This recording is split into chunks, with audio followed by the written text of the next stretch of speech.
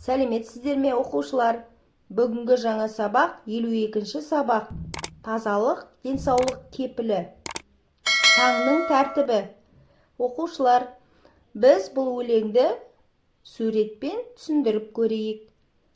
Сағат 7 болды. Жуу керек беті қолды. Яғни, таңертең сағат 7 болған кезде біз ұйқыдан тұрамыз. Және беті қолымызды жуамыз.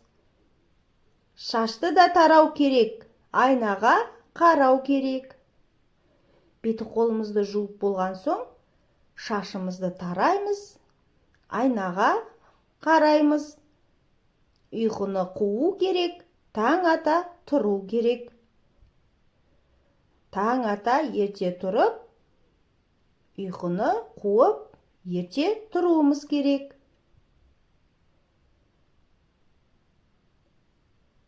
Тісті де қайта-қайта щеткамен жуу керек. Біз жуынған кезде тісті мұқият жууымыз керек. Қайта-қайта щеткамен жуу керек.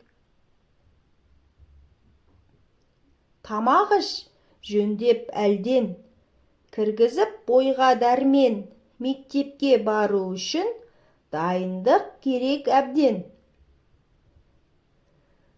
Азанда таңертең таңғы асымызды ішеміз.